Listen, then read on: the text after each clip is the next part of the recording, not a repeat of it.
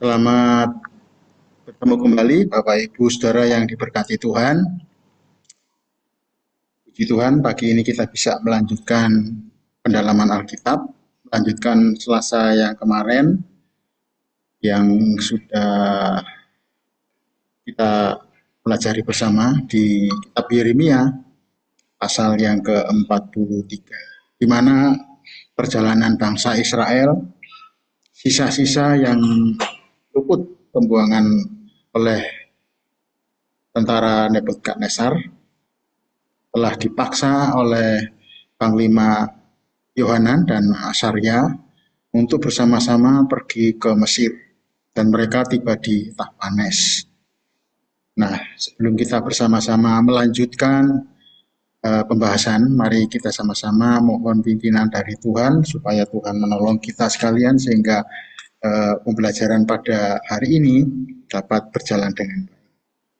Mari kita berdoa. Bapa di dalam surga, kami mengucap syukur dan terima kasih untuk segala kebaikan dan kemurahan-Mu. Terutama kami yang merindukan akan hikmat-Mu ya Tuhan melalui setiap peristiwa yang terjadi di dalam Alkitab. Karena firman-Mu sendiri mengatakan bahwa segala tulisan bermanfaat untuk mendidik orang, untuk memperbaiki, untuk membuat orang hidup di dalam kebenaran firman Tuhan, dan bagian-bagian yang menjadi pembelajaran, bagian itu menjadi contoh pembelajaran bagi setiap orang yang hidup di zaman-zaman kemudian.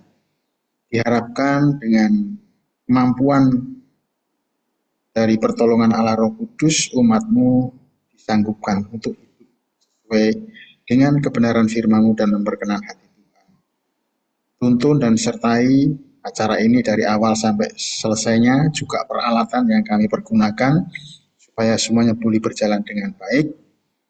Karena hari kemarin ada sedikit gangguan di bagian akhir, semoga hari ini semuanya boleh berjalan dengan lancar.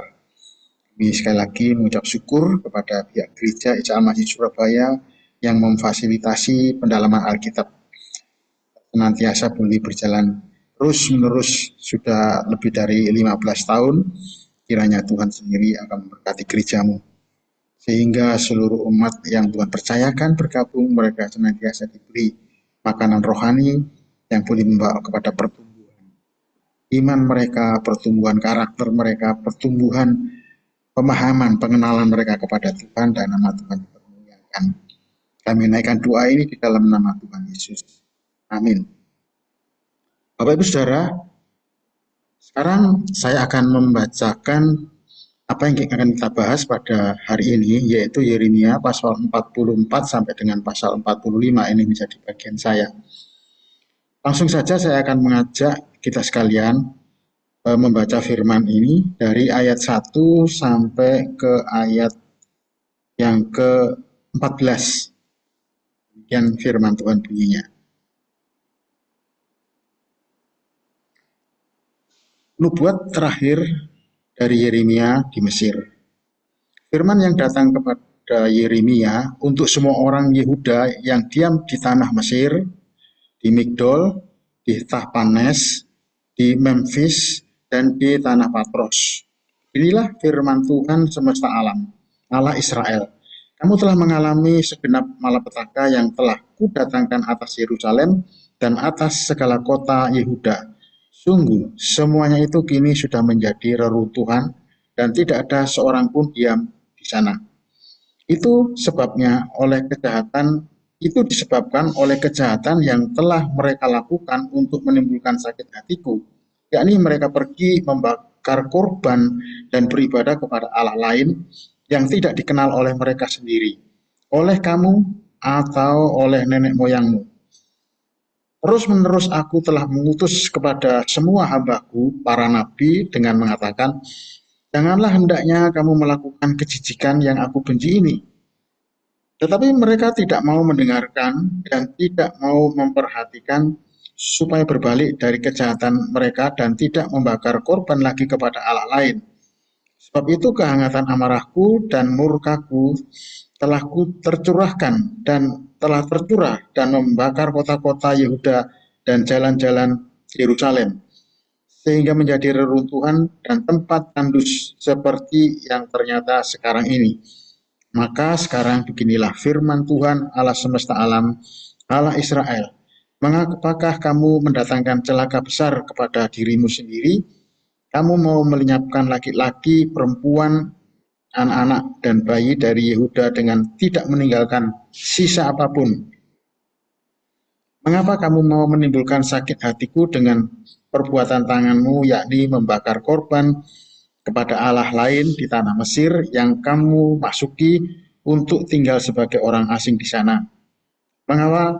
Mengapa kamu mau menjadi kutuk dan aib di antara segala bangsa di bumi?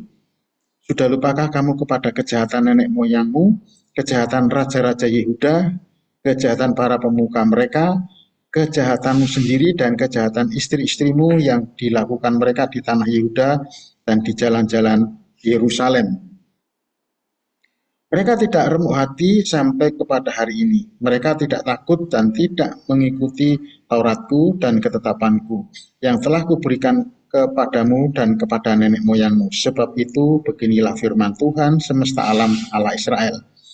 Sesungguhnya aku mau menunjukkan wajahku terhadap kamu untuk kecelakaanmu, yakni aku mau melenyapkan segenap orang Yehuda.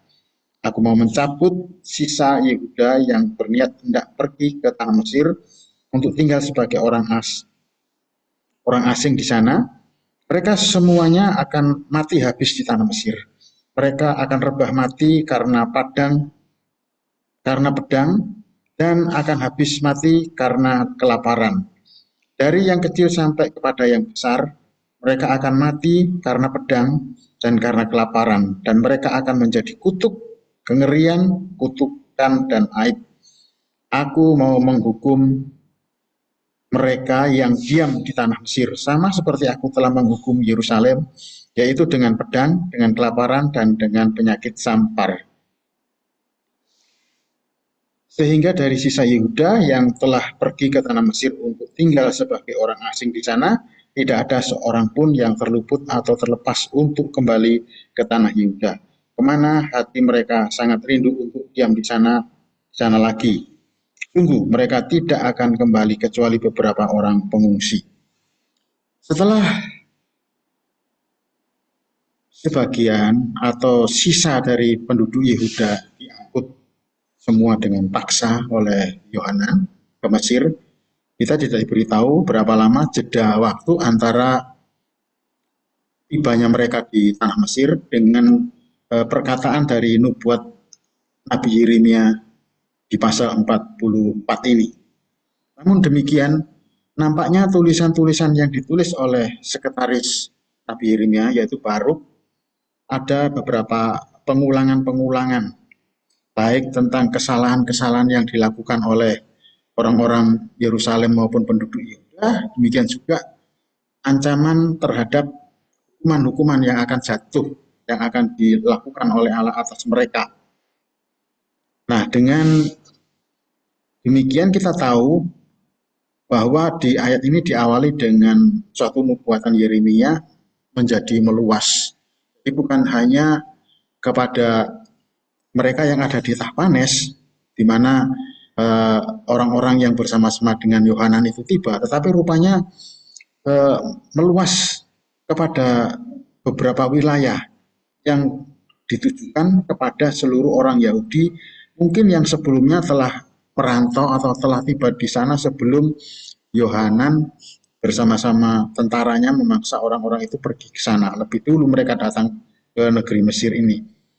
Dan Mesir, kalau kita perhatikan, bukanlah satu tempat pengungsian bagi orang-orang Israel. Sejak zaman purba, rupanya ada beberapa kali orang-orang yang ketika kesulitan peperangan dan sebagai kelaparan itu mereka pergi ke Mesir. Dan wilayah yang menjadi sasaran nubuat Nabi Yeremia ini, seperti kita baca di dalam ayat yang pertama, yaitu di Migdol, di Tahpanes, di Memphis, dan di Tanah Patros. Jadi rupanya sudah luas. Oleh sebab kita tidak tahu sudah berapa lama sehingga nama Yeremia bisa dikenal di sana. Kemudian kata-kata yang di ayat yang kedua, beginilah firman Tuhan semesta alam, Allah Israel, kamu telah mengalami segenap malapetaka yang telah kudatangkan atas Yerusalem dan atas segala kota Yehuda. Sungguh semuanya ini telah menjadi reruntuhan dan tidak ada seorang pun yang diam di sana. Nah, kepergian atau tidak ada orang yang tinggal di sana, ini yang kemarin saya renungkan. Ini berkaitan dengan pemaksaan karena ketakutan Yohanan dan Asaria juga tentaranya kepada tentara daripada Nebukadnezar. Mereka takut karena Gedalia sudah dalam keadaan terbunuh. Mereka takut dimintai pertanggungan jawab. Kepergian semua orang-orang sisa penduduk Yehuda ini yang diangkut ke Mesir, ini menjadi perenungan bagi saya. Ini atas pemenuhan keinginan dari Yohanan dan Asaria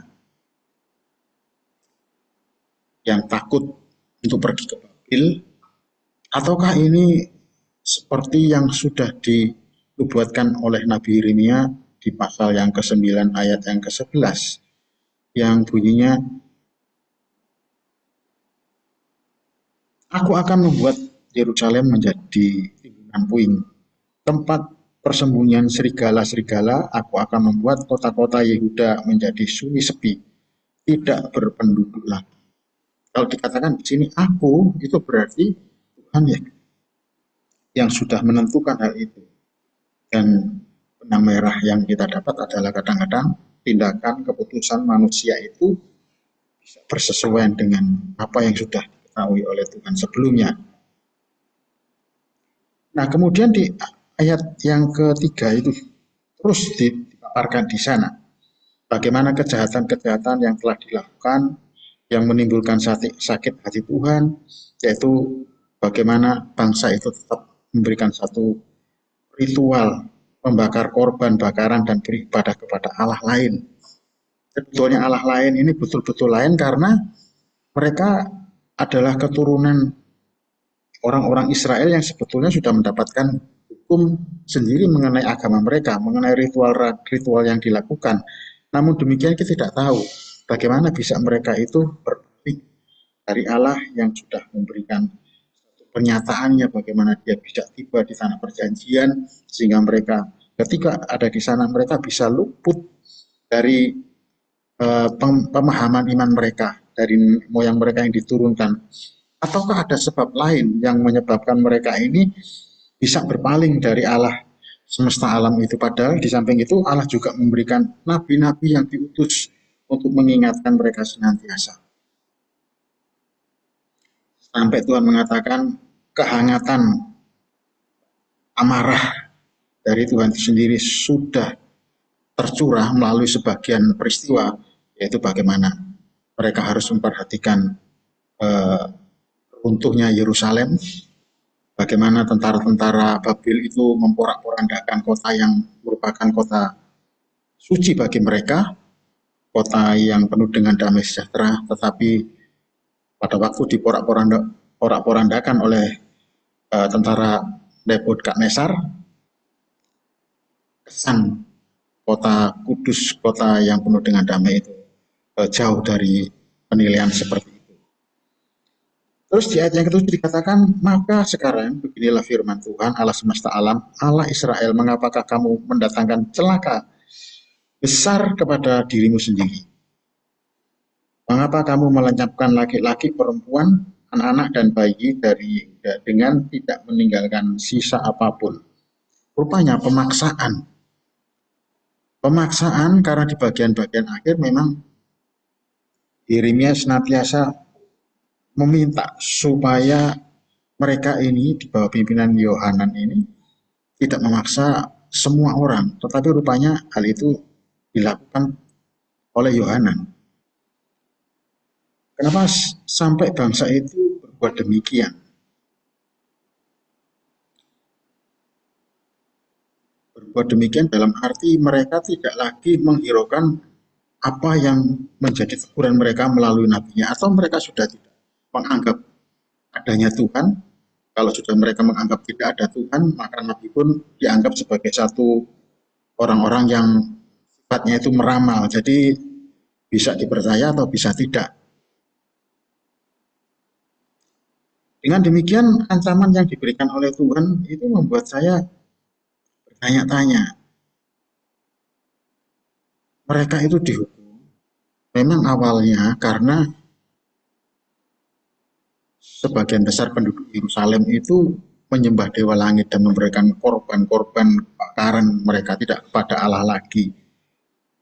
Ataukah mereka menganggap bahwa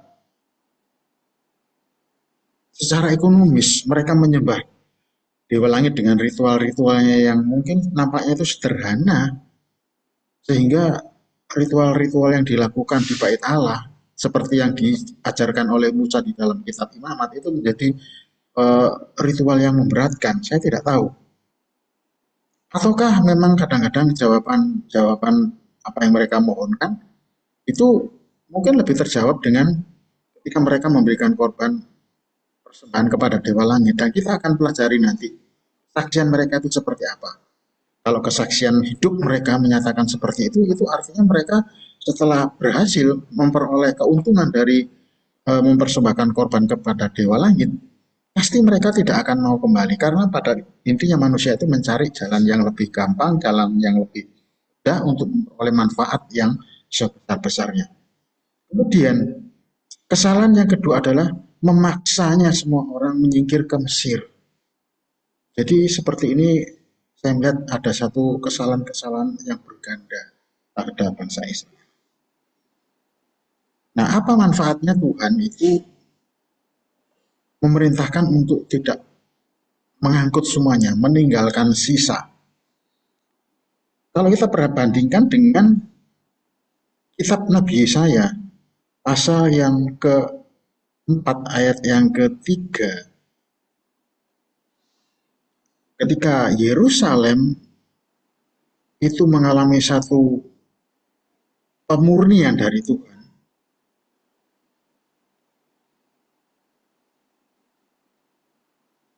dikatakan di dalam Yesaya pasal 4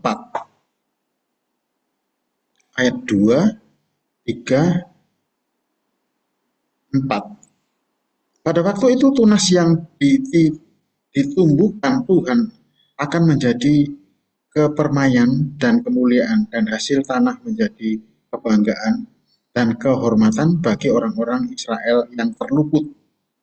Dan orang-orang yang tertinggal di Sion dan yang tersisa di Yerusalem akan disebut kudus, yakni setiap orang di Yerusalem yang tercatat untuk beroleh hidup. Apabila Tuhan telah membersihkan kotoran putri Sion dan menghapuskan segala noda darah Yerusalem dari tengah-tengahnya dengan roh yang mengadili dan yang membakar.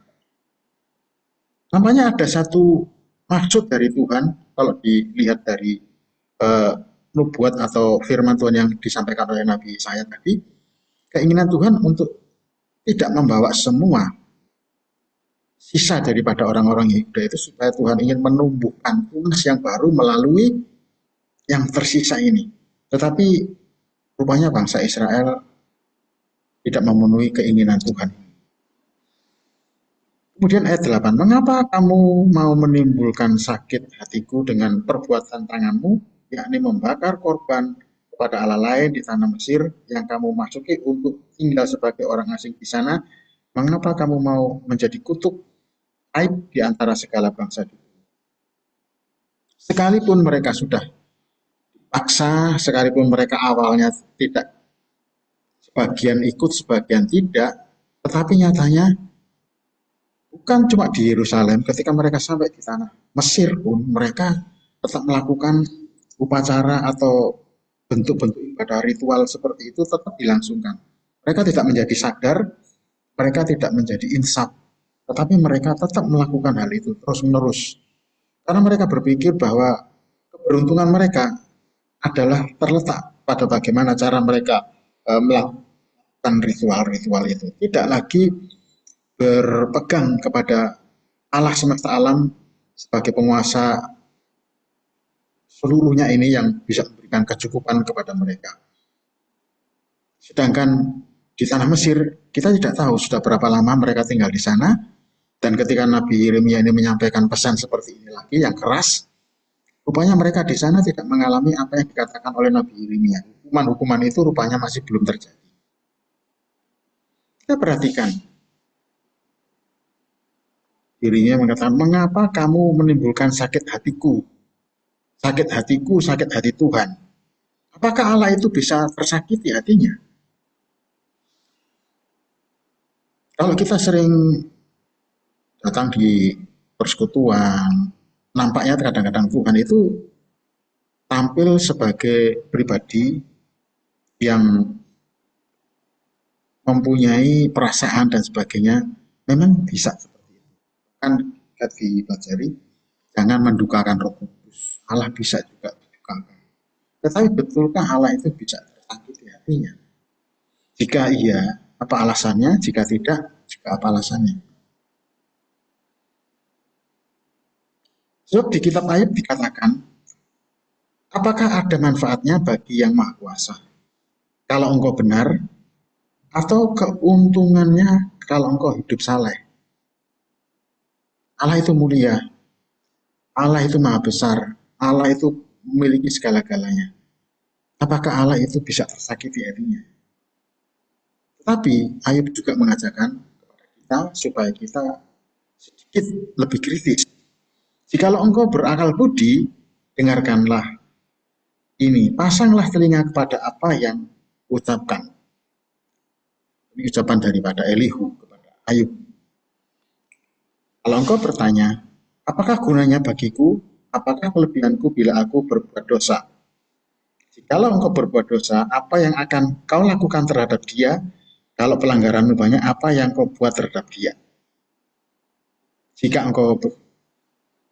Jikalau engkau benar, apakah yang kau berikan kepada dia, atau apakah yang diterimanya dari tanganmu? Tidak ada sebetulnya apa yang kita persembahkan kepada Tuhan. Tetapi oleh karena kemurahan dan belas kasihan Tuhan, dia seolah-olah berbicara seperti seorang ibu, seperti seorang orang tua bagi kita yang sangat mengasihi anak-anaknya. Karena kita terlahir dari dia, dan dia mengharapkan supaya kelahiran kita di atas muka bumi dan kita sebagai umatnya itu sesuai dengan rancangannya. Jadi umatnya, umat kerajaan Allah. Tapi ini seringkali menjadi hilang oleh karena tekanan hidup yang kita jalani ini mungkin lebih berat, sehingga kita rasanya lebih memilih untuk lepas dari tekanan itu sendiri. Padahal kita tahu, jikalau kita berserah kepada Tuhan, apapun yang terjadi, kita tidak kehilangan penyertaannya. Jika kita berandingkan dengan perkataan Yeremia di pasal yang ke-42 ayat 20a, bahwa apakah Tuhan itu bisa tersakiti? Justru bisa. Dikatakan kamu telah menipu dirimu dan membahayakan nyawamu. Artinya apa? Dia sepertinya di pasal 42 itu minta dengan sungguh-sungguh kepada Nabi Yeremia untuk bertanya kepada Tuhan. Seolah-olah mereka sudah kembali, dan ternyata hasilnya tidak seperti itu. Setelah Yeremia mendapatkan jawaban yang berbeda dari apa yang mereka inginkan, mereka lupa siapa Allah itu. Sedangkan dikatakan Allah itu bijak dan kuat, siapakah dapat berkeras melawan dia dan tetap selamat? Manusia yang mampu melawan Allah dan kemudian. Jadi di balik renungan atau di balik nubuat, di balik ucapan-ucapan Nabi Yeremia ini, apa yang dapat kita tangkap? Saya menangkapnya bahwa Tuhan masih mengharapkan pikiran mereka itu menjadi cerdas. Sehingga kesempatan untuk menerima anugerahnya tidak dilewatkan begitu saja. Mereka harus bisa membedakan mana agama dan mana itu wahyu. Agama adalah pencarian manusia akan Tuhan kecil, hurufnya ilah, akan ilah, yang kemudian melalui ritual-ritual itu disebutlah agama dengan berbagai macam alirannya. Dan tujuannya itu adalah demi kesejahteraan manusia itu sendiri, terutama selama mereka hidup di dunia ini. Sebelumnya saya tidak tahu apakah memang pemimpin-pemimpin mereka yang ada di Yerusalem, di Israel, itu yang mengajarkan mereka, ataukah mereka memang dengan inisiatif. Tapi tidak mungkin, manusia itu selalu ada inisiatif, ada sesuatu yang membuat pikiran mereka itu bisa memikirkan sesuatu, ada yang diinput dari luar, tidak mungkin bisa muncul sendiri. Yaitu entah itu ide-ide dari manusia yang dikatakan oleh Bapak Lindra itu sebagai berhala. Berhala adalah idolatri, ide-ide yang kemudian dianggap itu sebagai sesuatu yang sakral, yang ilahi. Sedangkan wahyu betul-betul yang turun dari Allah, yang ingin memberikan satu penjelasan. Nah, agama-agama itu adalah upaya manusia untuk mencapai kesejahteraan melalui cara-cara ataupun yang dipikirkan oleh manusia. Nah, sekarang bagaimana dengan wahyu? Pernyataan Tuhan Allah Maha Kuasa kepada manusia disebut sebagai wahyu. Melalui wahyu itu Tuhan juga menyatakan rencananya dan tujuannya sendiri. Baik tujuan manusia hidup di dunia ini, baik tujuan setelah dia kematian. Itu sebabnya ritual itu akan membedakan. Bukankah di padang gurun melalui Musa, yang mati catat, bagaimana mereka harus berbeda cara ritual mereka dengan berhala-berhala Mesir pada waktu itu. Namun kenyataannya ketika bangsa Israel itu diperhadapkan dengan kesulitan, mereka kembali mencari ilah-ilah yang di luar Allah itu sendiri. Saya membayangkan pada waktu mereka ada di tanah Kanaan, apakah mereka itu pernah mengalami kesulitan? Saya tidak tahu. Kadang-kadang Tuhan itu mengizinkan satu kesulitan yang tidak terprediksi oleh mereka. Saya tidak tahu pada waktu mereka datang di sana, tentunya kita melihat di bagian-bagian awal ketika mereka tiba di sana, bagaimana berlimpahnya kesuburan tanah mereka. Saya tidak tahu apakah Tuhan menguji dengan kekeringan, ataukah karena mereka menelantarkan tanah itu sebagai tahun-tahun Sabat yang tidak boleh ditanami, tapi oleh karena ketamaan mereka, mereka memaksakan diri untuk lebih ingin menjadi orang yang bertimbun-timbun harta kekayaannya sehingga melupakan hari-hari Sabat itu bagi tanah lahan-lahan mereka itu. Maka Tuhan menghukum dengan hama-hama, entah itu hama binatang, entah itu dari kekeringan musim dan sebagainya. Ataukah mereka setelah mengalami hal ini mereka mulai bertanya kepada penduduk asli Kanaan, bagaimana kamu tidak mengalami hal seperti ini? Mungkin sebagian orang sudah menceritakan seperti itu. Kami dulu leluhur kami kalau kekeringan semacam ini kami selalu lakukan ritual seperti itu. Apakah seperti ini yang ditiru? Dan kemudian ketika itu dipraktikkan dan berhasil. Ini menjadi satu yang berbahaya bagi kita, supaya ketika kita mencoba sesuatu yang di luar kebenaran Allah yang diberikan kepada kita, lalu itu menjadi satu keberhasilan. Ini sangat berbahaya. Kadang-kadang Tuhan ingin menyingkirkan kita melalui hal-hal yang semacam ini. Puji Tuhan kalau kita masih diingatkan kembali. Kita lihat peristiwa Ayub. Bagaimana Ayub itu orang yang saleh, namun terpancing oleh cara-cara ketiga sahabatnya menjebak Ayub untuk tidak bisa menjawab lagi tentang kesalahan-kesalahannya. Untung ada Elihu, tangan Tuhan turun melalui Elihu sehingga Ayub kembali. Jika tidak, dan Allah membiarkan, maka kita tidak bisa mendapatkan cerita yang indah dari Ayub itu sendiri. Biarlah kita boleh belajar di sini bahwa sekalipun mereka sudah ada di tanah Mesir, mereka tetap diingatkan ada pengulangan-pengulangan tentang Tuhan yang sakit hati. Itu artinya Tuhan masih menaruh hati kepada mereka ini supaya mereka paling tidak itu berhenti untuk membakar korban. Di ayat yang ke-10, mereka tidak remuk hati sampai kepada hari ini. Mereka tidak takut dan tidak mengikuti Tauratku dan ketetapanku yang telah kuberikan kepadamu dan kepada nenek moyang. Sebab itu beginilah firman Tuhan semesta alam Allah Israel, sesungguhnya aku mau menunjukkan wajahku terhadap kamu untuk kecelakaanmu, yakni aku mau melenyapkan segenap orang ini. Tuhan itu ketika menghadapkan wajahnya sebagai satu wajah yang memberikan hormat, menyinari dengan berkah dan sebagainya. Tapi kali ini Tuhan mengatakan wajah itu wajah yang penuh dengan amarah, dengan murka Allah itu sendiri. Bukan karena Allah itu tidak baik, tidak bermurah, tidak berbelas kasihan, tetapi bangsa Israel, bangsa Yehuda ini sendiri yang menjadi membahayakan dirinya sendiri.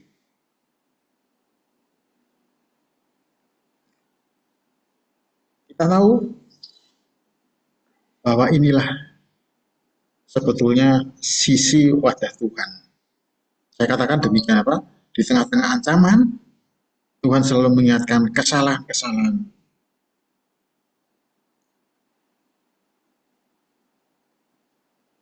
Kedua sisi wajah Tuhan saya katakan. Wajah yang berbelas kasihan dan anugerahnya. Kedua, wajah keadilan dan kekudusannya. Allah tidak mau dipermainkan, apa yang ditabur oleh orang itulah yang akan dituainya. Termasuk penghukuman yang sampai katakan mereka akan dinyatakan. Dikatakan bahwa Allah tidak berubah dari dulu, sekarang, dan sampai selamanya. Dan kita lihat bahwa wajah inilah yang sama persis yang Allah tampilkan di atas kayu salib sebetulnya. Apa yang menjadi tujuan Nabi Yeremia menyampaikan hal ini yang sepertinya pengulangan-pengulangan? Tujuannya adalah supaya masih ada yang terselamatkan di akhir hubungan mereka dan pertobatan hidup. Mungkinkah itu? Kita tahu bahwa ketika Tuhan Yesus mati di atas kayu salib, di atas digantung, sepertinya Tuhan Yesus itu tidak bisa bergerak apa-apa. Sepertinya Tuhan Yesus itu sudah habis anugerahnya. Tapi toh di atas kayu salib ada satu orang yang diselamatkan. Mungkin inilah hati Allah yang ingin disampaikan melalui Yeremia. Beritakan terus sampai titik terakhir. Barangkali mereka itu bertobat dan terselamatkan. Terselamatkan bukan dari hukuman Allah di dunia ini, tetapi terselamatkan ketika nanti dia akan dihimpun sebagai orang-orang yang benar, yang bertobat. Sebab Tuhan mengatakan, tidak berkenan kepada kematian orang berdosa, tapi pertobatan itu yang diperkenan oleh Tuhan. Dan seterusnya dikatakan, ya seperti ini, memang hati Tuhan kepingin, paling tidak itu yang terselamat. Rasul Paulus mengatakan, mendoakan orang-orang yang sudah tidak bisa diselamatkan lagi, tidak bisa lagi, kita berdoa supaya tubuhnya itu diserahkan kepada maut dan jiwanya kepada Allah. Artinya tidak berputus asa, terus melakukan inilah hati Tuhan. Sekalipun kita tidak tahu apakah Yeremia itu sepakat dengan keinginan atau perintah Tuhan. Sebab Nabi Yeremia pun, baik itu Yeremia maupun Baruk, rasanya belum rasanya. Nanti kita lihat di pasal 45 ya, bagaimana keluh kesah daripada Baruk. Secara jujur itu dikatakan di ayat yang berikutnya, ayat 12, aku mau mencabut sisa Yehuda yang berniat hendak pergi ke tanah Mesir. Ini pengulangan lagi. di sana, mereka semuanya akan habis mati di tanah Mesir, mereka akan rebah mati, ini suatu pengulangan. Aku mau menghukum mereka yang diam di tanah Mesir, pengulangan lagi sama seperti aku telah menghukum Yerusalem, pengingat lagi. Ayat yang ke-14, sehingga dari sisa Yehuda yang telah pergi ke tanah Mesir untuk tinggal sebagai orang asing di sana, tidak ada seorang pun yang terluput atau terlepas untuk kembali ke tanah Yehuda, kemana hati mereka sangat rindu untuk diam di sana. Di sana lagi sungguh mereka tidak akan kembali. Ini ada pengecualian, kecuali beberapa orang pengungsi. Ini menarik. Orang-orang Yehuda sendiri yang dibawa oleh Yohanan itu rupanya tidak semua orang itu orang asli Israel. Mungkin orang-orang ada suku-suku di luar Israel yang sudah kerasan, yang sudah betah tinggal di Yerusalem maupun di Yehuda. Dan ini bukan perkara yang baru, sebab pada zaman Daud juga punya tentara-tentara yang bukan dari suku-suku Israel. Mereka malah jadi perwira-perwira yang tinggi melebihi orang-orang Israel sendiri, melebihi Yoab, Abisai, melebihi saudara-saudara mereka. Justru mereka bukan orang dari suku Israel. Dan saya percaya bahwa ada beberapa orang yang memang mau menggabungkan diri mereka di kehidupan bangsa Israel. Mereka mau menyembah Allah Israel seperti yang dilakukan oleh leluhur mereka pada zaman Daud. Dikatakan kecuali beberapa orang pengungsi, mungkin orang-orang ini dikecualikan oleh Tuhan. Kita tidak tahu apakah para pengungsi ini pengungsi yang katakan kecuali ini pengungsi ke Babel, bukan ke Mesir, atau pengungsi yang meloloskan diri ke tempat lain yang bukan ke Mesir, tapi tidak mungkin. Atau mereka yang sadar dan memperhatikan perkataan siapa yang benar, yang bisa dipegang dan memberikan pengharapan, walaupun peluang itu sangat sempit. Di ayat yang ke-28 nanti kita sama-sama membaca pengulangan seperti itu. Hanya beberapa orang yang terluput dari pedang jumlahnya sedikit yang akan kembali dari tanah Mesir ke tanah Yehuda, maka seluruh sisa Yehuda yang telah pergi ke Mesir untuk tinggal sebagai orang asing di sana akan mengetahui perkataan siapa yang terwujud, perkataanku, perkataan Allah, atau perkataan mereka. Jadi sisa ini menjadi satu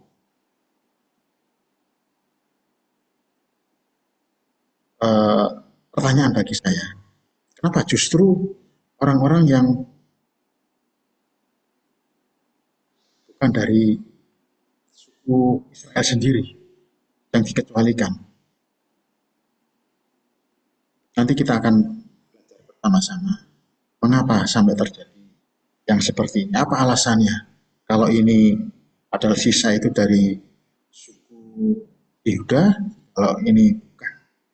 Karena ini bukan ke Babil. Kalau kita melihat mereka yang kembali ke tanah perjanjian, ke Israel, ke Yerusalem, itu mereka bukan yang pergi atau menuju ke Mesir, mereka yang dibawa tawanan menuju Babil.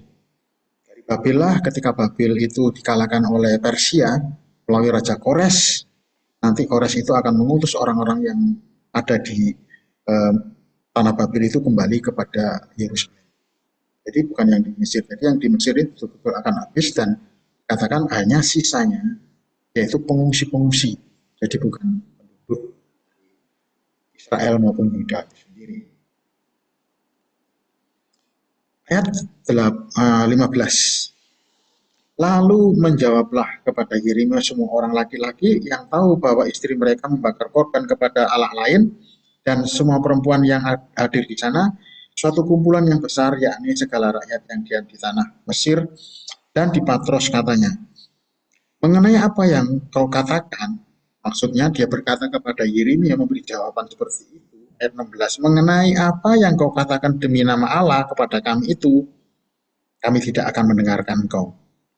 Tetapi kami akan terus melakukan segala apa yang kami ucapkan, yakni membakar korban kepada Ratu Sorga dan mempersembahkan korban curahan kepadanya seperti telah kami lakukan. Kami sendiri dan nenek moyang kami dan raja-raja kami. Ingat, kita, kita kasih Anda ya.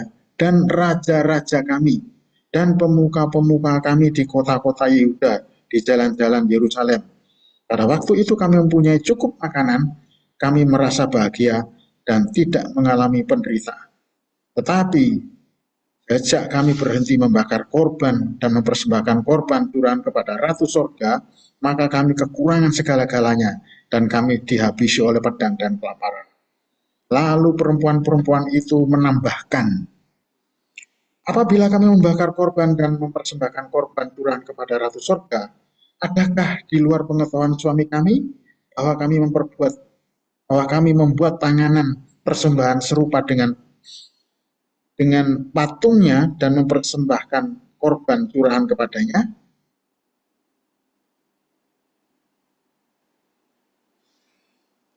Mengerikan.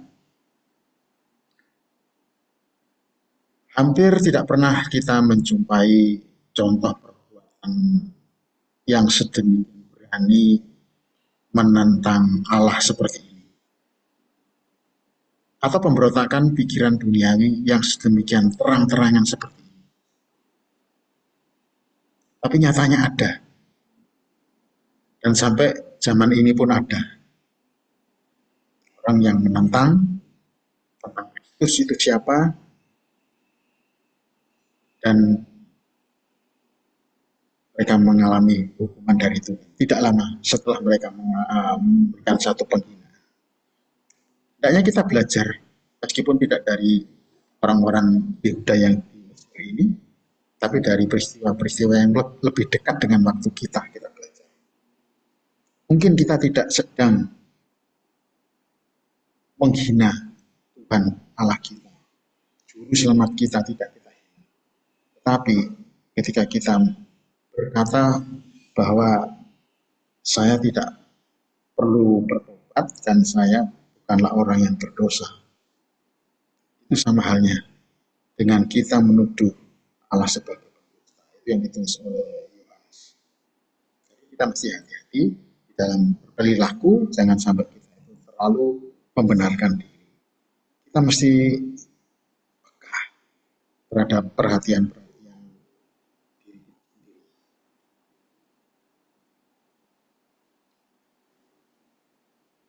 Di sini kita melihat mereka ganti memberikan satu kesaksian hidup mereka kepada dirinya.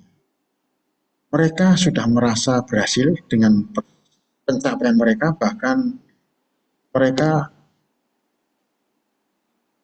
dalam hal ini bukan saja terjawabnya kebutuhan-kebutuhan hidup dan kesejahteraan mereka, namun sepertinya merekalah yang menemukan siapa yang paling ilahi dan berkuasa. Dan itu jelas bahwa mereka melakukan hal itu sudah lama, sejak zaman raja-raja mereka, dan itu pasti ada yang mereka contoh, ada yang mereka tiru. Siapa kira-kira raja mereka? Tidak mungkin itu Daud.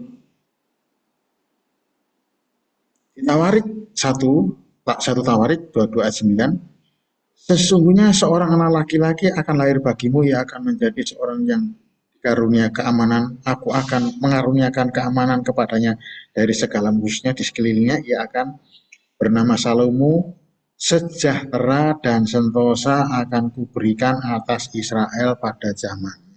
Ini janjinya kepada sampai matinya Raja Daud, keadaan Israel begitu makmur. Jadi tidak mungkin.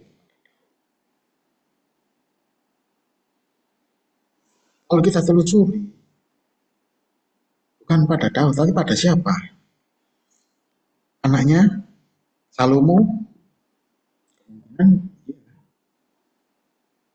Karena pada zaman Daud tidak pernah ada berhala yang tumbuh di negara Israel atau di tanah perjanjian itu.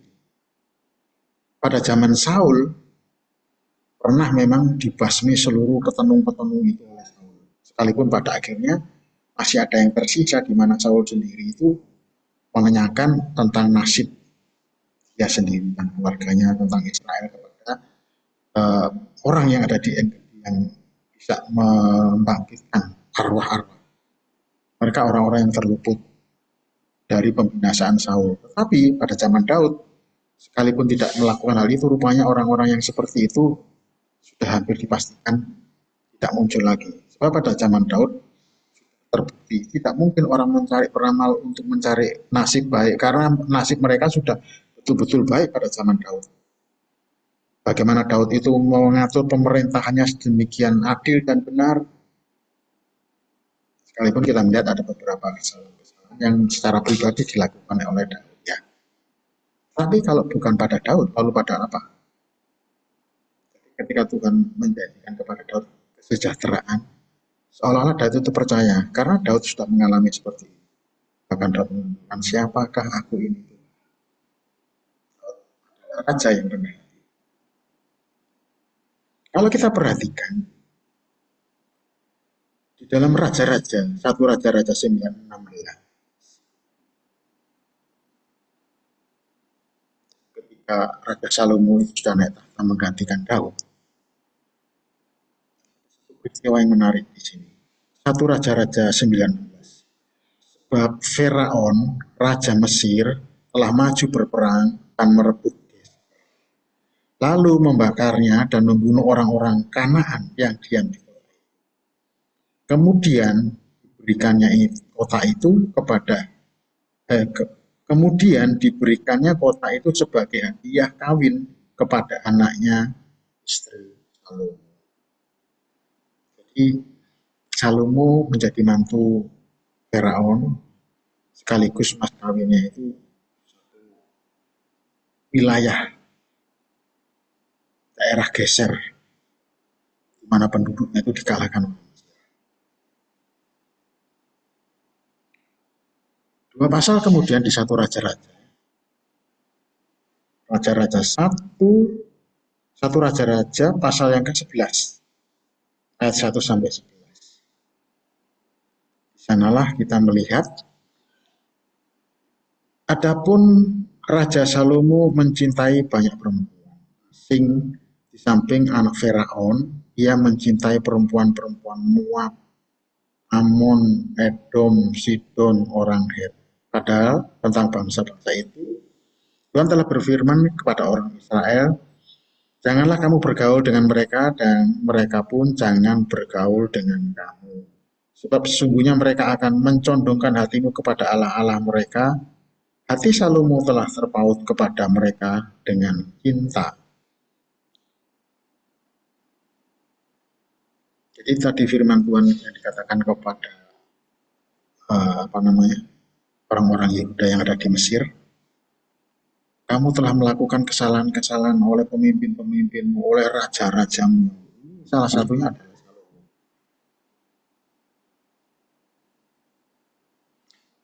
Sebab pada waktu Salomo sudah tua, istri-istrinya itu mencondongkan hatinya kepada Allah lain, sehingga ia tidak dengan sepenuh hati berpaut pada Tuhan Allahnya, seperti Daud.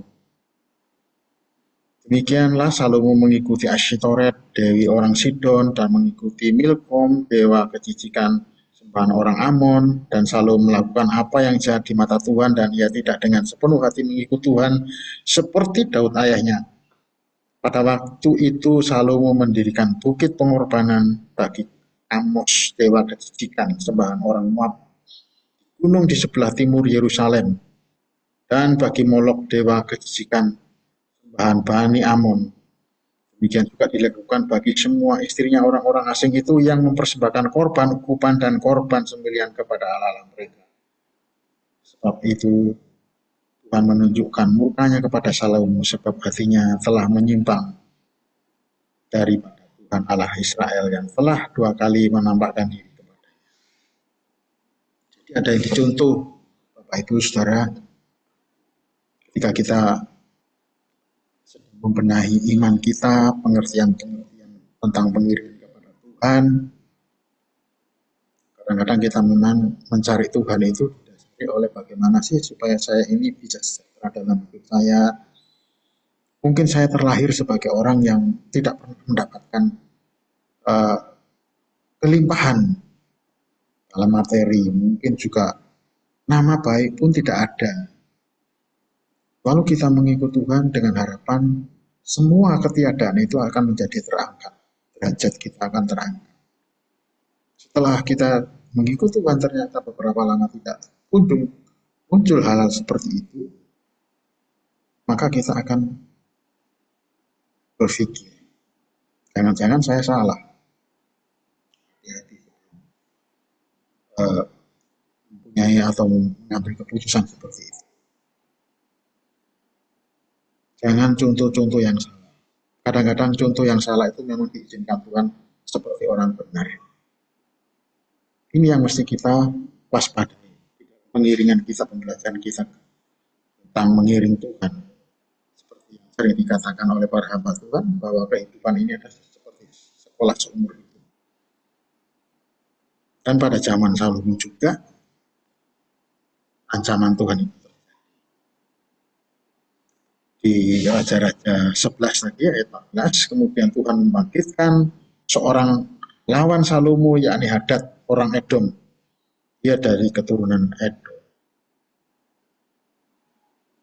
Pada waktu Daud mengalahkan Edom, semua penduduknya laki-laki itu dimusnahkan, cuma ada satu orang dikatakan dia lari ke Mesir. Di 1 Raja-Raja 11 ayat 23, Allah membangkitkan pula seorang lawan Salomo, yakni Reson bin El-Yada, yang telah melarikan diri dari tuannya dari Hadadeser dan Soba. 1 Raja-Raja 11 ayat 25. Dialah yang menjadi lawan Israel sepanjang umur Salomo, mendatangkan malapetaka sama seperti ia muak akan orang Israel dan menjadi raja atas Aram. Juga Yerobeam bin Nebat, seorang Efraim dari Sereda, seorang pegawai Salomo, nama ibunya Seruah, seorang janda, memberontak terhadap. Jadi yang dikatakan oleh Tuhan terhadap Daud janji tadi itu berubah oleh karena Salomo sendiri mengambil posisi yang berbahaya. Mari kita ikuti selanjutnya.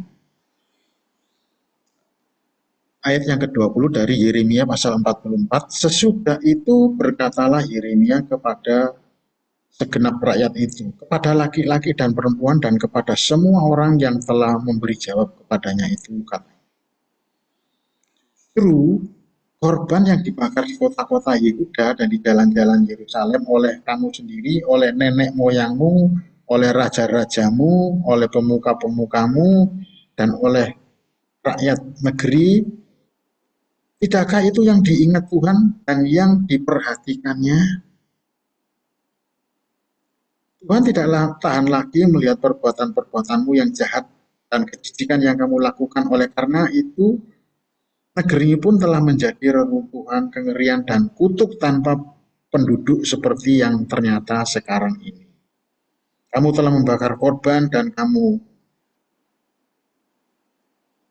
telah berdosa kepada Tuhan, tidak mendengarkan suara Tuhan dan tidak mengikuti Tauratnya, ketetapannya dan peraturan-peraturannya. Itulah sebabnya malapetaka ini menimpa kamu seperti yang ternyata sekarang ini. Kemudian berkatalah Yeremia kepada rakyat dan kepada semua perempuan itu, dengarkanlah firman Tuhan, hai semua orang Yehuda yang ada di tanah Mesir. Beginilah firman Tuhan, Allah Israel, kamu, laki-laki dan istri-istrimu, kamu telah memenuhi apa yang telah kamu ucapkan, yaitu kami akan menepati dengan baik nasar yang kamu ucapkan untuk membakar korban dan mempersembahkan korban curahan kepada Ratu Surga. Baiklah, wujudkanlah, tepatilah nasarmu dengan baik. Maka dengarkanlah firman Tuhan, hai semua orang Yehuda yang diam di tanah Mesir.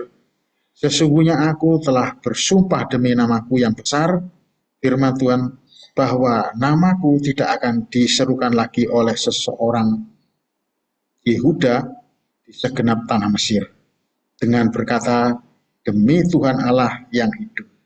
Sesungguhnya aku berjaga-jaga untuk kecelakaan mereka dan bukan untuk kebahagiaan mereka. Sebab setiap orang Yehuda yang ada di tanah Mesir akan dihabiskan oleh pedang, oleh kelaparan, sampai mereka punah sama sekali.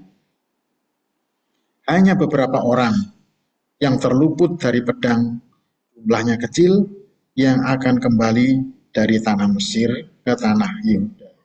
Maka seluruh sisa Yehuda yang telah pergi ke Mesir untuk tinggal sebagai orang asing di sana akan mengetahui perkataan siapa yang terwujud, perkataanku atau perkataan mereka.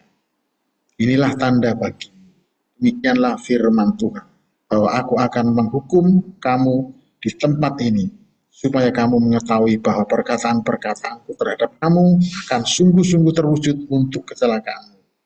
Inilah firman Tuhan, sesungguhnya aku menyerahkan Firaun, Ofra, Raja Mesir, ke dalam tangan musuhnya, ke dalam tangan orang-orang yang berusaha mencabut nyawanya, sama seperti aku telah menyerahkan Sedekia, Raja Yehuda, ke dalam tangan Nebukadnezar, Raja Babel musuhnya, yang berkuasa mencabut nyawanya. Ini jawaban daripada Nabi Yeremia. Yeremia mengatakan bahwa kalimat cirinya mengatakan bahwa tidak lengkap. Seperti ini yang menjadi kesedihan kita adalah mereka melakukan saya perlu tahu apa yang menjadi.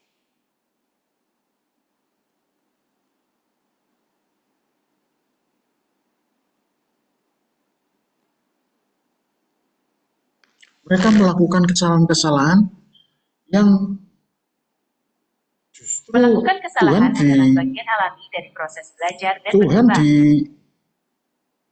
dibuat seolah-olah menjadi saksi bagi kesalahan mereka. Tapi mereka tidak sadar, tetap melakukan saja kesalahan-kesalahan. Ini yang membuat kita tidak habis pikir.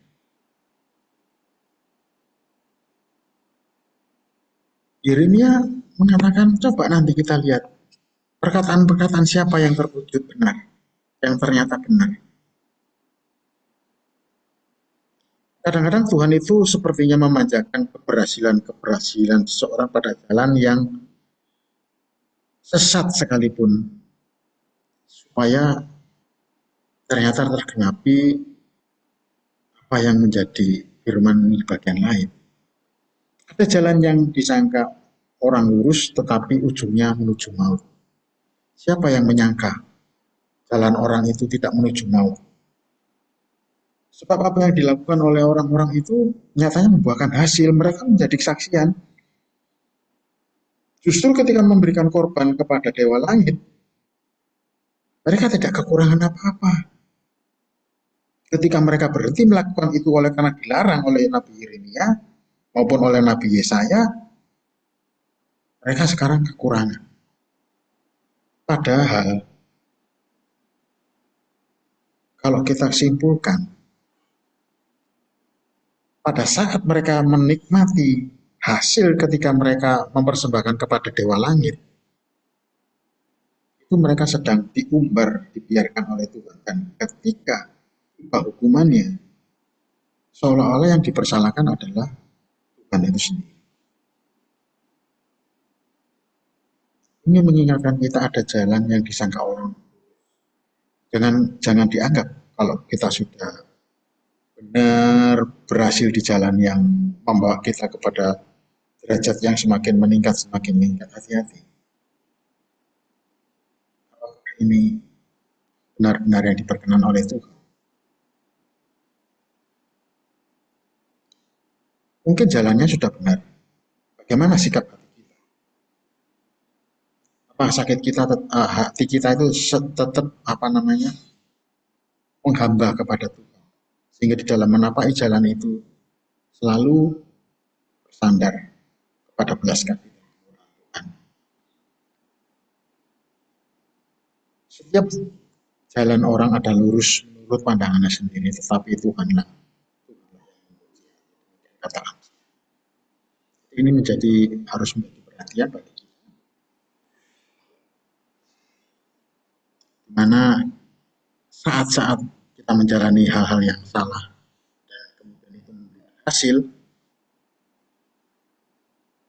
pikirkanlah kemungkinan kedahsyatan yang diakibatkan oleh keberhasilan yang nampaknya berhasil tadi itu lebih parah lagi dari sebelumnya. Dan dikatakan tadi hanya beberapa orang yang terluput tadi seperti sudah diuraikan di atas ya, di pasal 44 ayat 28 ini, hanya beberapa orang yang terluput dari pedang. Jumlahnya sedikit yang akan kembali ke tanah, yang akan kembali dari tanah Mesir ke tanah Yehuda. Maka seluruh sisa Yehuda yang telah pergi ke Mesir untuk tinggal sebagai orang asing di sana akan mengetahui perkataan siapa yang terwujud, perkataanku atau perkataan mereka. Saya tidak tahu apakah yang menyaksikan ini mereka yang mati oleh pedang, mati oleh kelaparan dan penyakit sampar, dan menjelang kematiannya mereka baru menyadari perkataan Tuhan ternyata benar. Jikalau mereka masih mengakui seperti itu, perkataan Tuhan adalah benar dan mereka bertobat, masih untung. Artinya masih bisa terselamatkan jiwa mereka. Tapi jika tidak, maka kemungkinan besar sisa itu adalah sisa orang-orang yang saya katakan bukan orang Yehuda sendiri, tapi orang-orang asing yang mereka bersama-sama dipaksaan diangkut ke Mesir. Karena di awal tadi dikatakan bahwa orang-orang Yehuda tidak ada satupun yang akan kembali, artinya mereka akan mati di Mesir. Kenapa saya bisa ngomong seperti ini? Nanti di pasal yang ke-46, nubuat mengenai Mesir, itu memang dinubuatkan. Sekalipun hukuman itu akan terjadi di Mesir, tapi Tuhan masih mengharapkan pertobatan menjelang kematian orang-orang Yehuda yang akan terhukum di Mesir. Tuhan masih menunjukkan belas kasih. Sangat luar biasa. Ini mirip kesaksian daripada Kristen itu sendiri. Beberapa kesaksian itu memang datang dari orang-orang Yehuda, karena Kristus sendiri adalah keturunan orang Yehuda, dan dari orang-orang Yehuda itu ternyata banyak yang menolak. Justru melalui pelayanan Rasul Paulus yang menyaksikan kebenaran firman Tuhan itu justru orang-orang yang di luar orang-orang Israel, yang dikatakan oleh Rasul Paulus sebagai zaitun liar yang dicangkokkan. Oleh karena ketidaktaatan bangsa Israel, maka kamu sebagai bangsa asing itu dicangkokkan sebagai zaitun liar. Supaya kita juga memperhatikan, supaya kita tetap taat. Sebab kalau kita tidak taat, kita tidak setia, tidak tekun mengiring Tuhan, kalau yang asli saja dipotong, erat, apalagi kita yang tidak asli. Satu kemurahan yang sangat besar dalam anugerah Tuhan. Yesus sendiri memberikan satu perhatian kepada kita, satu peringatan, tetap tinggal di dalam aku. Di luar aku, kamu tidak bisa berbuat apa-apa.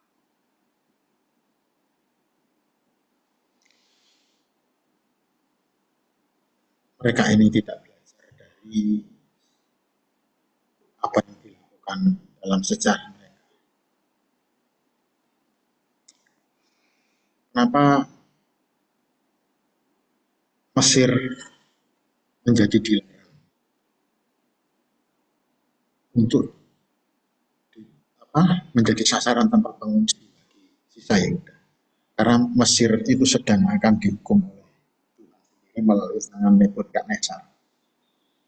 Saya tidak tahu, memang Tuhan mengatakan bahwa Nebukadnezar, Raja Babil itu adalah hambanya untuk melaksanakan rencananya. Mesir sendiri tidak lepas dari hukuman oleh karena dalam catatan sekalipun Mesir itu tempat pelarian, tetap pengungsian, memberikan suaka-suaka politik, yang pada akhirnya Mesir sendiri tidak pernah bertobat dari berhala mereka. Mesir sendiri sudah diwujudkan bagaimana kemakmuran Mesir ini melalui Yusuf. Tetapi di akhir zaman-zaman itu, kemudian Mesir malah memperbudak bangsa Israel. Dewa-dewa Mesir semakin besar, dan nama Allah sendiri semakin tidak dihiraukan. Pada zaman Salomo, Mesir memberikan anaknya kepada Salomo, Raja Firaun, tapi juga tidak belajar, dia tetap kukuh dengan dewanya, bahkan mempengaruhi Salomo. Salah satunya membuat Salomo itu tidak condong lagi. Di samping itu juga Mesir menerima orang-orang yang melarikan diri ke sana, Hadad, Yerobeam, kemudian setelah kuat di sana, dikembalikan lagi ke Mesir. Entah ini karena kebaikan Mesir atau karena memang Tuhan mau menghukum Israel. Tapi Mesir sekali lagi, sekalipun nampaknya menjadi penolong bagi sebagian Israel, tetapi Mesir sendiri tidak sadar akan kesalahannya. Yang terutama adalah tidak mau belajar apakah Allah yang sejatinya. Ketika Mesir akan dihukum melalui tangan Nebukadnezar, bangsa yang lari kepada Mesir menjadi sasaran daripada hanya orang-orang yang dikatakan sebagian yang akan mungkin orang-orang yang memperhatikan ini akan memaksakan diri lepas lolos, yang merasa lebih baik setia kepada Israel. Mereka yang tidak mengikuti apa yang dilakukan oleh sebagian sisa dari Yehuda. Belajar dari sini, dari Raja Yosia. Yosia adalah Raja Israel, di mana pada waktu itu katakan dalam 2 Raja-Raja pasal 23 ayat 29, dalam zamannya itu majulah Firaun Neko, Raja Mesir, melawan Raja Asyur. Raja Asyur adalah sebutan pada waktu itu adalah Babel. Di tepi sungai Efrat, Raja Yosia pergi menghadapi Firaun, tetapi Firaun membunuhnya di Megiddo. Segera sesudah ia melihatnya. Betulnya tidak ada permusuhan antara Mesir dengan Israel, dengan Raja Yosia. Tetapi oleh karena Yosia ini sepertinya lagi baikan dengan Asyur, maka ketika Mesir ini mau menyerbu kepada Asyur, Yosia menghadang. Sekarang kekuatan Babel lebih kuat dari Mesir, dan dia akan melawan, dia akan membalas kekalahan yang pernah dialami. Mungkin seperti itu. Ya, antara politik dunia dan karya Tuhan, rasanya ini tidak bisa dilepaskan sama sekali. Hanya kita yang hidup, bagaimana kita sana menyikapi semuanya itu. Ya, ini kalau menjadi jawaban, apa salahnya Mesir sampai dihukum Tuhan? Tadi yang saya katakan.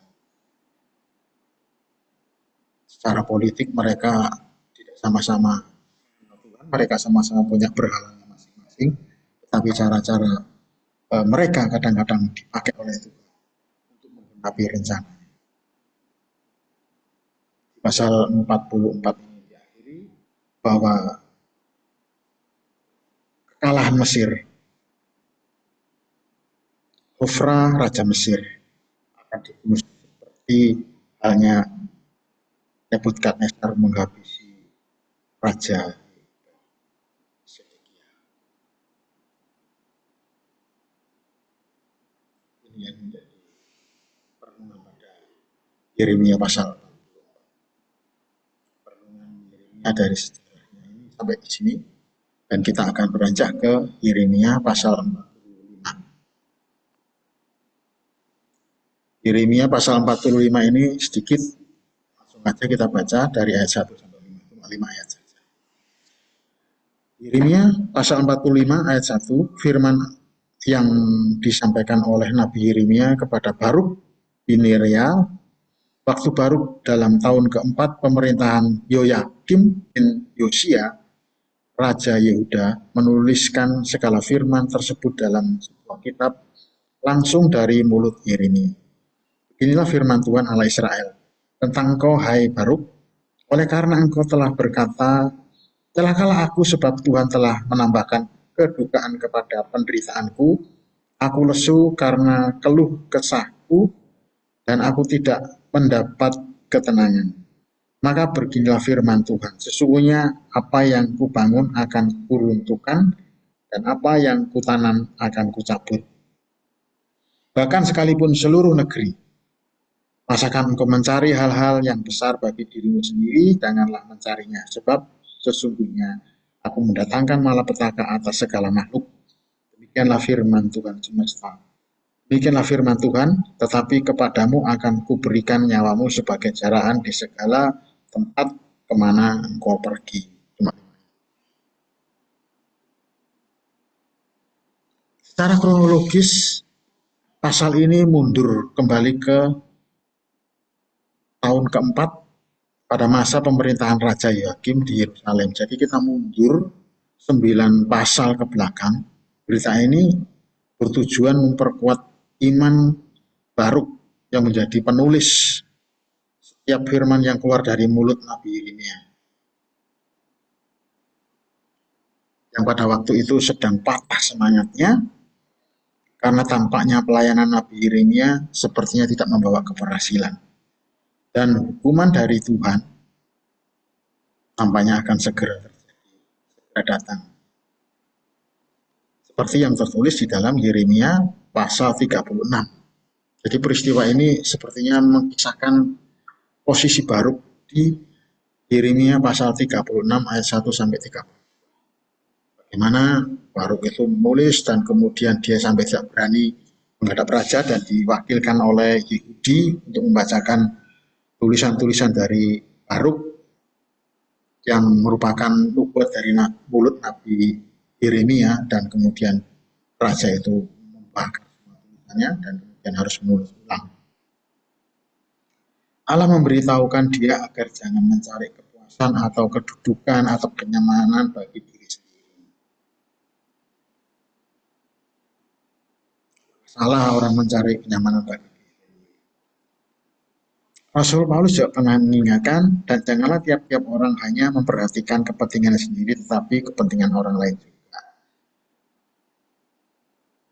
Karena kesetiaannya kepada Nabi Yeremia dan berita Allah, yang dijanjikan Allah adalah bahwa Baruk akan selalu luput dari pedang. Dikatakan,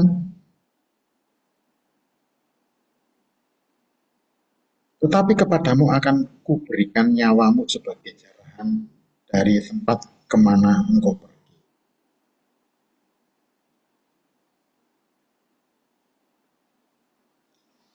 Inilah yang menjadi penghiburan. Tapi apakah Baruk serta-merta langsung bisa menerima hal ini? Tentunya dengan segala pertimbangan hatinya yang bijaksana, mestinya dia itu harus berpikir panjang.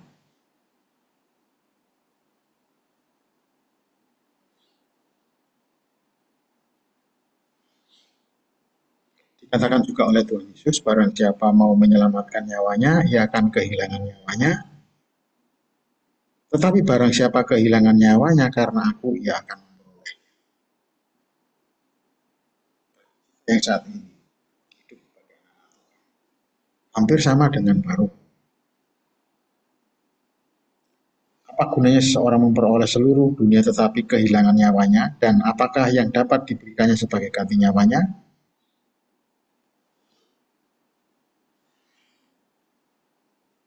Tadi seperti saya katakan, mungkin ada orang yang terlahir dengan segala kesusahan.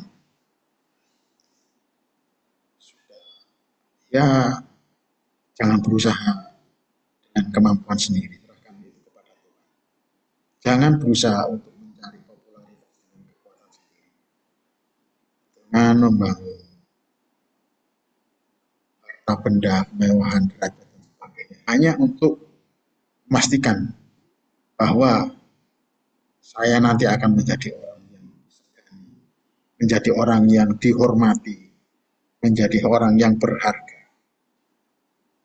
Keberhargaan itu hanya bersandar kepada kekayaanmu, pendidikanmu, intelektualmu,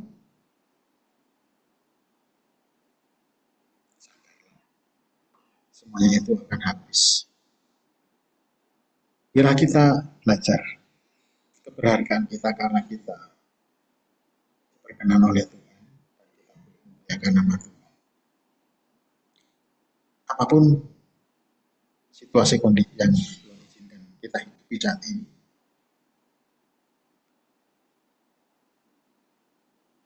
seperti itulah seharusnya. Belajar untuk menenangkan hati kita dengan pengertian-pengertian bahwa segala anugerahnya itu tidak hanya bisa diwujudkan melalui melimpahnya kekayaan, melimpahnya pengetahuan, melimpahnya segala yang diinginkan oleh manusia, tetapi juga melimpahnya cara kita dengan benar berlaku di hadapan Tuhan. Inilah rancangan manusia yang harus disesuaikan dengan Tuhan. Kita mesti menunjukkan hati seperti itu. Jangan sampai rancangan-rancangan kita itu melebihi rancangan-rancangan yang terbaik dari Tuhan. Kayak tadi dikatakan, oleh karena engkau telah berkata, celakalah aku, sebab Tuhan telah menambahkan kedukaan kepada penderitaanku. Aku lesu karena keluh kesahku dan aku tidak mendapat ketenangan. Jadi kita katakan kita harus belajar menenangkan hati kita. Sekalipun Baruk dekat dengan firman atau nubuat dari Nabi Yeremia, namun yang ia rasakan ialah jarak yang jauh dari ketenangan hati. Nampaknya dia melihat bahwa pelayanan Nabi Yeremia sepertinya gagal.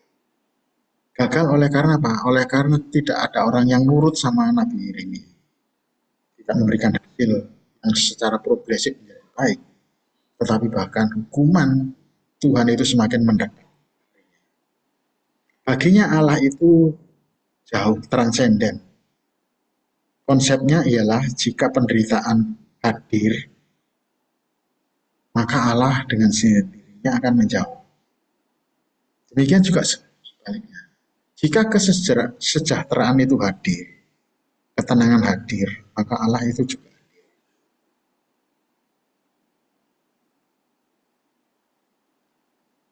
Apakah kita juga setuju dengan pemikiran seperti ini? Khotbah kemarin, 2 minggu yang lalu, ketika Tuhan Yesus menyatakan siapa dirinya, lalu murid-murid itu mengatakan, aku tahu siapa engkau sekarang. Percayakah engkau, kata Tuhan Yesus? murid-murid tidak segera menjawab, ya aku percaya, tetapi Tuhan Yesus, sebelum murid-murid menjawab, Tuhan Yesus langsung menyatakan satu peristiwa yang akan terjadi. Sebentar lagi dan sedang terjadi dan juga terjadi, anak gembala akan diceraikan dan anak domba itu akan tercerai. Gembala akan dipukul dan anak domba akan tercerai. Jadi, jika hal-hal seperti itu yang terjadi, bagaimana kita bisa menenangkan hati? Apakah benar konsep jika penderitaan hadir maka Allah menjauh? Jika kesejahteraan hadir maka Allah itu mendekat. Allah itu lebih besar daripada penderitaan dan lebih besar daripada kesejahteraan. Jadi Allah itu tidak bisa dijauhkan dari apapun juga. Tapi kita justru yang belajar menenangkan hati kita. Inilah keteguhan iman itu diuji. Apakah hati kita itu selalu tenang atau belajar menenangkan diri dan kemudian kita menjadi orang yang penuh dengan damai sejahtera, tinggal di dalam Tuhan kita Yesus Kristus. Bagaimana kita mengujinya? Rasul Paulus menuliskan di dalam 2 Korintus 13 ayat 5, ujilah dirimu sendiri, apakah kamu tetap tegak dalam iman. Selidikilah dirimu, apakah kamu tidak yakin akan dirimu bahwa Kristus Yesus ada di dalam diri kamu, sebab jika tidak demikian, kamu tidak tahan uji. Seperti baru, jika dia menganggap penderitaan hadir, berarti Allah itu jauh dari dia, maka dia tidak.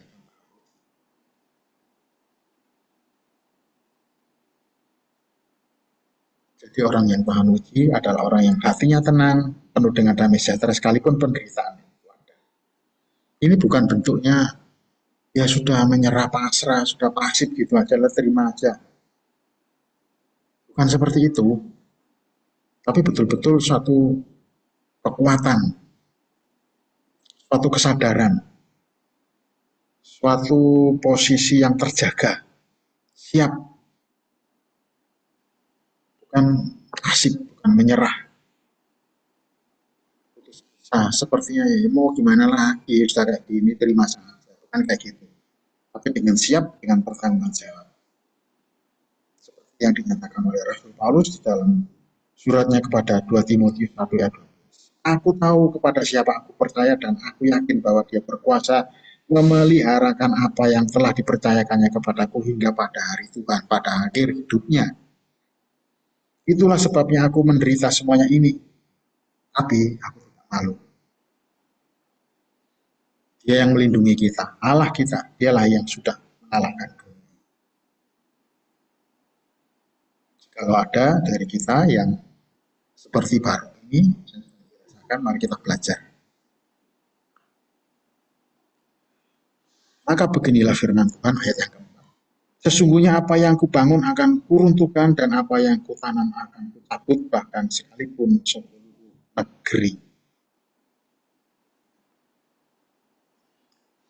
Perkataan ini bagi kita apakah ini sesuatu yang negatif? Kita ulangi lagi ya perkataannya ya. Maka beginilah firman Tuhan, sesungguhnya apa yang kubangun akan kuruntuhkan dan apa yang kutanam akan kucabut sekalipun seluruh. Apakah perkataan ini negatif? Sudah dibangun-bangun, kemudian diruntuhkan, lalu berantakan semuanya. Apa Tuhan itu membangun kalau mau diruntuhkan? Dan apa yang kutanam akan kucabut. Lalu buat apa Tuhan itu menanam? Itu kalau pikiran kita itu negatif.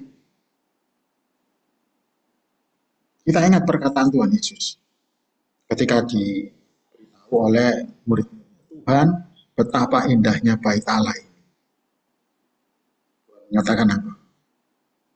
Aku berkata pada saat yang nanti tidak ada satu batu pun yang tertumpuk di atas batu yang lain. Artinya apa? Ini akan diruntuhkan.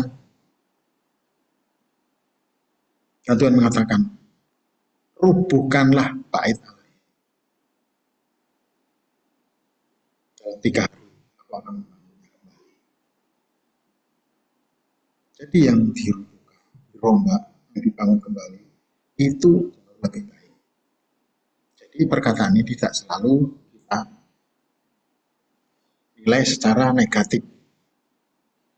Bahkan ada pekerjaan-pekerjaan yang dilakukan oleh manusia yang proses pekerjaannya itu juga seperti ini. Pengkhotbah menulis di dalam Pengkhotbah 3 ayat 1 sampai 3. Untuk segala sesuatu ada masanya, untuk apapun di bawah langit ada waktunya. Ada waktu untuk lahir, ada waktu untuk meninggal, ada waktu untuk menanam, ada waktu untuk mencabut yang ditanam. Ada waktu untuk membunuh, ada waktu untuk menyembuhkan, ada waktu untuk merombak, ada waktu untuk membangun. Sebetulnya ada waktu untuk merobohkan dan waktu untuk membangun lagi. Jadi dikatakan oleh Tuhan Yesus, robohkanlah bait Allah ini dan aku akan membangunnya dalam waktu 3 hari. Yang dimaksud adalah di tubuhnya itu sebagai bait Allah. Jadi dirobohkan oleh apa? Tapi pekerjaan-pekerjaan daripada orang-orang sebetulnya ada seperti ini. Misalkan petani ya. Seorang petani itu menanam, kemudian dicabut kembali. Tanaman apa itu? Tidak semua tanaman itu menghasilkan buah yang di atas ranting atau di atas pohon. Tapi petani-petani kadang-kadang ada tanaman-tanaman yang itu hasilnya itu dari dalam tanah. Misalnya kacang tanah, misalnya singkong, misalnya wortel, misalnya kentang. Setelah tanaman-tanaman itu ditanam, saatnya untuk mencabut di sini. Karena yang mau diambil itu adalah hasilnya. Ketika kita menjadi tanaman-tanaman Tuhan dan ketika kita dicabut, apakah akar-akar kita itu sudah berisi sesuatu yang memperkenan hati Tuhan? Ataukah akar-akar kita itu hanya menyerap apa yang memuaskan tanaman itu sendiri? Bayangkan kalau seseorang atau orang petani menanam singkong, sudah bertahun-tahun tidak ada singkongnya, cuma pohonnya di atas saja. Atau menanam kentang, pohonnya rimbun di atas tanah, tetapi di dalamnya itu tidak ada kentangnya. Tela, kacang, tidak tahu lagi ada berapa macam yang tertanam di dalam tanah yang dijaga. Betapa menyedihkan petani itu, rugi menyirami, membiayai, rawat, menjaga. Kalau kita sebagai orang-orang yang ditanam menjadi tanaman Tuhan dimanapun, mungkin tanaman yang tumbuh di atas tanah tidak menarik, tidak populer, tidak dihargai. Tapi yang ada di dalam tanah, biarlah kita tumbuh yang hasilnya memuliakan nama Tuhan. Jadi kalimat ini tidak selalu berada negatif.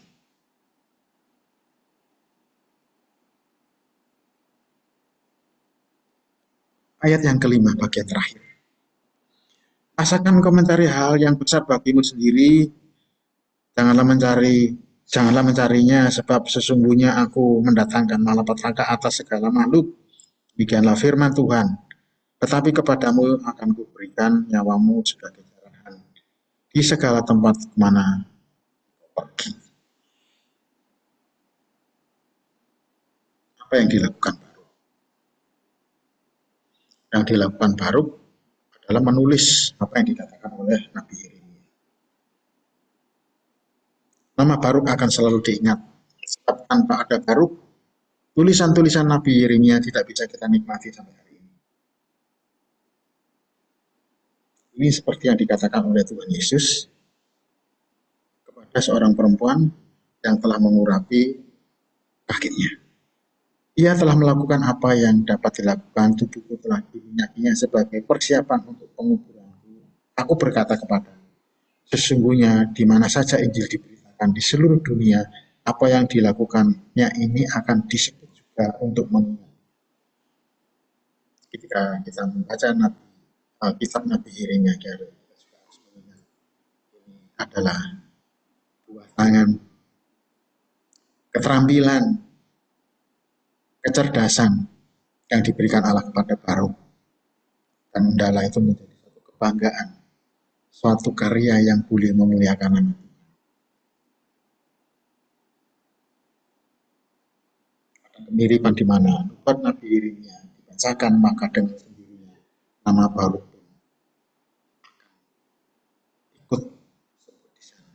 Sekalipun nama Baruk tidak berkali-kali disebut seperti halnya Nabi Yeremia.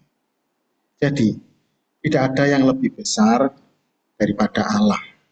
Tidak ada yang lebih besar yang harus kita cari lebih daripada Dia. Bagaimanapun juga pada akhirnya kita harus mengakui bahwa kita hadir di bumi ini bukan rancangan kita sendiri. Kita hadir di atas bumi ini setelah kematian itu juga bukan karya kita. Kemarin khotbah mengenai orang muda yang kaya mengingatkan kita. Tuhan mengatakan, sulit bagi orang yang beruang untuk masuk ke dalam kerajaan Allah. Ditegaskan kembali, memang sulit masuk ke dalam kerajaan Allah itu lebih baik, lebih mudah unta masuk lubang jarum. Murid-murid pada waktu itu perhatikan apa yang dikatakan oleh Tuhan Yesus. Sebetulnya Tuhan Yesus itu tidak sedang mengajarkan pengajaran itu kepada orang muda yang kaya, tetapi sekaligus mendidik pola pikir dari murid-murid itu. Nah, beberapa pengkhotbah yang saya perhatikan selalu menafsirkan lubang jarum ini seperti itu. Tapi sebetulnya itu cukup sebagai satu kemustahilan saja. Jikalau murid-murid, jikalau kamu, jikalau kita melihat unta bisa masuk lubang jarum itu sesuatu yang mustahil, sesuatu yang tidak mungkin. Begitulah cara Tuhan melihat kita. Kalau kamu itu cuma manusia, terus kepingin bisa masuk surga, tidak mungkin. Seperti itu loh. Kadang-kadang kita itu guyonan ya sama teman-teman. Ayo, kalau ada gajah naik sepeda, itu kelihatan apanya? Kelihatan bohongnya, kelihatan buntutnya. Bukan seperti itu. Kelihatan bohongnya, kelihatan mustahilnya. Jadi kalau ada manusia kepingin masuk surga, kelihatan mustahilnya itu. Maka dikatakan tidak ada manusia yang baik. Manusia yang baik itu hanya mengantarkan kepada cara-cara bagaimana mencapai Allah. Dan orang muda yang kaya itu rupanya membuktikan bahwa cara-cara itu sudah dilakukan. Tapi katakan bahwa Allah itu yang paling baik, bukan cuma sekedar guru, cuma sekedar manusia. Dan Kristus itu sendiri secara terselubung. Sehingga dia mengatakan kepada murid-muridnya, benar sekali, tepat sekali ketika kamu menyebut aku itu guru, juga Tuhan. Dari sini, kita setuju dengan apa yang dikatakan. 1 Tawarik pasal 29 ayat 11-13. Ya Tuhan punya mula kebesaran dan kejayaan, kehormatan dan kemasyuran, dan keagungan. Ya segala-galanya yang ada di langit dan di bumi. Ya Tuhan punya mula kerajaan, dan Engkau yang tertinggi itu melebihi segala-galanya sebagai kepala. Sebab kekayaan dan kemuliaan berasal daripadamu, dan Engkaulah yang berkuasa atas segala-galanya. Dalam tanganmu lah kekuatan dan kejayaan. Dalam tanganmu lah kuasa membesarkan dan mengokohkan segala-galanya. Sekarang ya Allah kami, dan bersyukur kepadamu dan memuji namamu yang agung itu. Amin. Sampai di sini saya membawakan pembahasan ini. Jangan lupa nanti 4:30 kita akan sama-sama menikmati pemaparan yang lebih lengkap, konkret oleh Bapak Penatua Insinyur Lindra Haryanto sebagai pembina, pembimbing kami semuanya. Bersyukur Tuhan masih memberikan kesehatan, umur panjang, hikmat, marifat,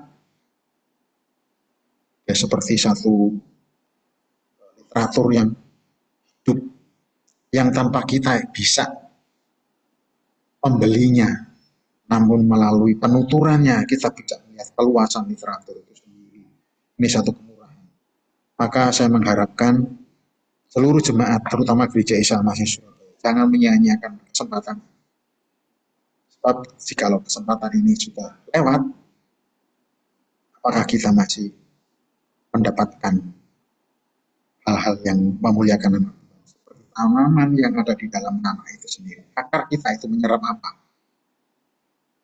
Dan kiranya memberkati terus Bapak kita, Bapak India, sehingga Gereja Isa Al-Masih ini masih disanggupkan untuk mencukupkan kebutuhan makanan rohani bagi jemaatnya. Nama Tuhan sebagai kepala gereja di malam minggu itu. Mari kita sama-sama berdoa. Bapa di dalam surga, kami mengucap syukur dan terima kasih untuk waktu yang relatif pendek ini, supaya Tuhan juga dipermuliakan. Ingatkan kami kembali nanti sore 5:30 untuk mengikuti secara bersama-sama live streaming yang akan dipimpin oleh Bapak Penatua Insinyur Lindra Haryanto. Kiranya Tuhan memberkati Bapak Lindra dan kami semua yang sedang belajar memahami firman-Mu. Biarlah nama-Mu dimuliakan dan kami pun boleh bertumbuh ke arah iman yang benar. Dalam Kristus Yesus kami berdoa dan mengucap syukur. Amin. Tuhan Yesus memberkati.